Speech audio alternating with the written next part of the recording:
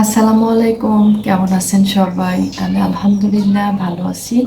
অনেকদিন পর একটা ছোট্ট ভিডিওর ক্লিপ নিয়ে চলে এসেছি। আশা করি আপনাদের ভালো লাগবে। যদি ভালো লাগে তাহলে কিন্তু অবশ্যই আমার চ্যানেলটি সাবস্ক্রাইব করবেন। আর যারা পেজ থেকে দেখবেন একটু কষ্ট করে পেজটা লাইক এবং শেয়ার করবেন। যেহেতু আমের সিজন, আম কিন্তু আমরা কম বেশি সবাই খাচ্ছি। কেউ হয়তো বা বাড়ির গাছে, কেউ হয়তো বা কিনে খাচ্ছি। তো এবার এতটা কপাল আমাদের খারাপ যে আমাদের একটা গাছেও কিন্তু ওভাবে আম নেই। এই কারণে কিন্তু আমাকে কিছু আম বাড়ি থেকে কিনে পাঠিয়ে দিছে। তো পরে ভাবলাম যেহেতু চলে যাব বাড়িতে, আমগুলো যেন নষ্ট না হয়, এই কারণেই আমি আমগুলোকে আজকে ফ্রোজেন করে রেখে যাব। তারপরে এসে যেন সুন্দর মতো খেতে পারি। যে চলেন তাহলে আমি কিভাবে আমটা ফ্রোজেন করতেছি সেটা একটু আপনাদের সাথে শেয়ার করি। এই যে বক্সে দেখতে পাচ্ছেন, এই বক্সে আমি আমের যে আটিটা মানে ছাড়িয়ে শুধু আমটা হচ্ছে দুই ভাগ করে কেটে ফালি করে রাখছি। এটা অবশ্যই এটা লাগিয়ে রাখবো মুখেটা, বক্সের যে ঢাকনা। আর এই হচ্ছে পলিথিনে রাখতেছি। এটা পলিথিনে রাখতেছি এই কারণে, এটা আমি মানে 15 দিনের মতো বাড়িতে থাকবো আর কি। আসার পরই এটা আমি কোনো কিছু একটা বানিয়ে ফেলবো। আর এই হচ্ছে আমের আটিটা তো কখনো সংরক্ষণ করা যায় না। এই আটিটা এমনিতেই খাবো। এটা কিন্তু পুরাটাই আমরা তিনজন যেহেতু আমাদের বাসায় এখন আসি, তিনজন মিলেই এইটা শেষ করব। আর এই সিজনে আমটা খেতে আমার খুবই কষ্ট লাগতেছে, কারণ প্রতি বছরই আমাকে বাড়ি থেকে কমপক্ষে 3 বার আম পাঠায়। 3 থেকে 4 বার তো আম পাঠাবে, কমপক্ষে হলো 3 বার আমার কাছে আম আসে। কিন্তু কি কষ্টের বিষয়, এমন একটা কষ্ট যে নিজের গাছের আম নিজে যে স্বাচ্ছন্দ্য করে পেরে গত বছর যে সেটা আর কি আমরা খেতে পারি নাই আর কি। আসলে ঝগড়া ঝাঁটি ঝামেলা যেটাই হোক না কেন, তারপরও কিন্তু দিন শেষে বলতে হয় আলহামদুলিল্লাহ। যতই আমরা অসুস্থ থাকি তারপরও বলতে হয় আলহামদুলিল্লাহ। তো আমার কাছে যখনই আমি আম কাটি বা আম মানে স্বাদকে কাটে দিই, আমার কিন্তু গত বছরের সিনারিগুলো আমার কিন্তু চোখের সামনে ভাসে। যে মানুষ কতটা খারাপ হইলে একটা মানুষকে হেয় প্রতিপন্ন করতে পারে, একটা মানুষকে টানে হিসড়ে নিচে নামাইতে পারে, সেটা আমাদের আশেপাশের মানে যারা ছিল তাদেরকে দেখে আমরা না অনেক কিছু শিখতে পারছি। কারণ আমাদের কাছে আম ধরে নাই এটা নিয়ে আমার বিন্দু পরিমাণও আফসোস নাই, কারণ গত বছর যে সিনারিগুলো আমার চোখের সামনে ভাসে, এই কারণে আমি খুবই খুশি যে আম ধরে নাই। কারণ আম ধরলে তো আবার ওই ঝগড়াঝাঁটি মারামারি আম নিয়ে অনেক কিছু হয়ে যাবে। সম্পত্তি আমাদের, গাছ লাগাছি আমরা, এতদিন ভোগ করলাম আমরা, কিন্তু আমরা খেতে পারতেছি না শান্তি মতো, এমন একটা অবস্থা। সেম হয়তো বা আমাদের যে ঘরের পিছনে একটা তালের গাছ আছে, সেই তাল গাছে মার্শাল্লাহ প্রতি বছরই ভরপুর তাল ধরে। আমরা একটা তালও কাটতে পারবো না, সবগুলোই এভাবে টিনে পড়বে, নিচে পড়বে, নষ্ট হয়ে যাবে। এগুলা আজে ধরতে গেলে 3 বছর থেকে দেখতেছি, 3 বছর না মনে হয়, সম্ভবত 2 বছর হবে, যাই হোক দেখতেছি। এখন নিজের মনটাকে মাঝে মাঝে এতটা পরিমাণ শক্ত মনে হয়, যা হয় হোক, আইন আছে, আদালত আছে, তা আইনের উপর ভরসা করেই আমরা আছি। আল্লাহ ভরসা, আল্লাহ যেটা করবে সেটা অবশ্যই মঙ্গলের জন্য করবে।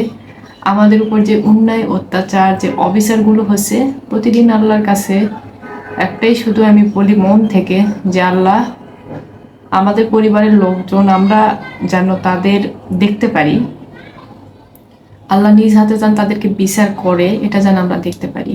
আমরা কিন্তু মানুষেরা কখনো না মানুষের বিচার করতে পারি না।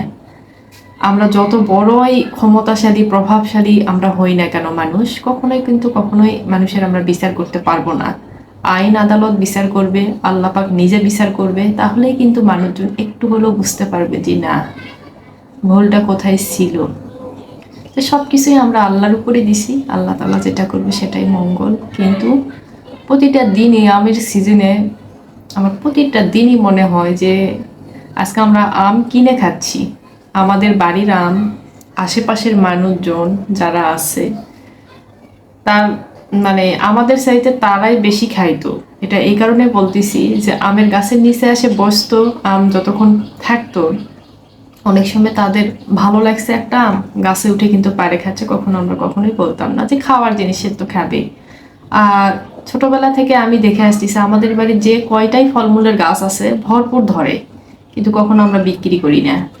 আশেপাশের আত্মীয় স্বজন আমরা নিজেরা খাইয়ে শেষ করি, কখনো আমরা বিক্রি করি না। বিক্রির কথা যখনই মানে মাথায় আসে তখনই ভাবি না এটা তো ফলমূল আল্লাহ প্রদত্ত, এটা তো কোনো ওষুধপত্র কোনো কিছু দিয়ে আমার হয়নি, কেন বিক্রি করবো, থাক। মানুষজন খাচ্ছে, মানুষজন খায়ে পশু পাখি খাচ্ছে, এটাতেই আমরা শুকরিয়া আদায় করতাম। আজও কিন্তু সেটাই আদায় করি। আমাদের গাছে আম নাই, কিনে খাচ্ছি, তারপর আলহামদুলিল্লাহ। কিন্তু প্রতিটা দিন মনের মধ্যে যে একটা চাপা কষ্ট, এটা কিন্তু প্রতিটা দিন আমার মনে হয়। কারণ আমি যে জায়গাতে আছি সেই জায়গা জানালা খুললেই আমের গাছ, আম ঝুলতিছে। আমার মনে হয় যে আমাদের বাড়িতে কত আম, আজকে আমার বাচ্চা আম খাচ্ছে কিনে। যদিও বা 5 কেজির মতো আমরা এখানে আম কিনছিলাম, কিন্তু 5 কেজি আমি মোটামুটি ভালোই ছিল, কিন্তু তারপরে তো মনে হয় যে ফরমালিন দেওয়া আম। তারপরে আমি বাড়িতে বলছিলাম ভাই 25 কেজি আম পাঠায় দিছিল, তার মধ্যে থেকেই প্রায় এখন আছে 5 কেজির মতো। এই 5 কেজি ইনশাল্লাহ আমরা নিয়ে যাব বাড়িতে, বাড়িতে গিয়ে খাবো। আর বাকিটা আমি এই যে ফ্রোজেন কেটে রেখে দিচ্ছি। তো অনেক কথাই হয়তো বা বলে ফেললাম, অনেক দিন পরে একটা ভিডিও ক্লিপ দিচ্ছি, জানি না কতটুকু আপনাদের ভালো লাগবে। আর আজকে ইনশাল্লাহ রাতে আমরা বাড়িতে চলে যাব। সবাই আমাদের জন্য দোয়া করবেন, সবাই আমার জন্য দোয়া করবেন, আমার বাচ্চার জন্য দোয়া করবেন, সবাই আমার ফুল পরিবারের জন্য দোয়া করবেন, যেন আমরা একেবারে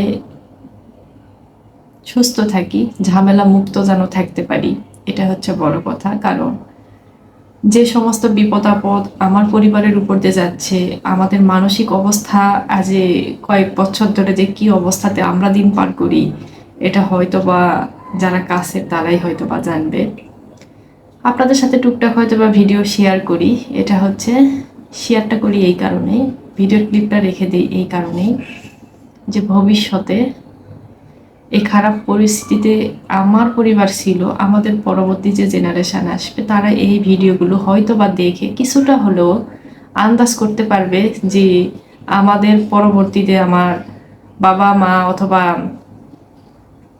দাদা দাদি ফুপুরা কি পরিবেশের পরিস্থিতির মধ্যে কি যুদ্ধ তাদের সাথে মানে মানুষের সাথে করে এখানে টিকেছিল। এই জিনিসগুলো আর কি মানে এই কারণে আমি সংগ্রহ করে রাখি, অনেক ছোট ছোট ক্লিপই হয়তো বা অনেক কিছু বলে ফেলি।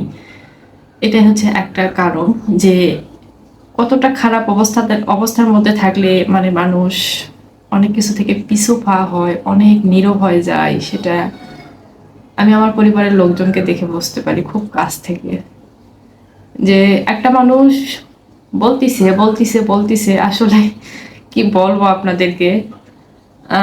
বিশেষ করে এই গুণটা দেখি আমার আব্বার মধ্যে, আমার ভাইয়ের মধ্যে, যে একটা মানুষ বলতিছে বলতিছে বলতিছে মানে চুপ, তারা কখনো সেভাবে প্রতি উত্তর করে না, চুপচাপ।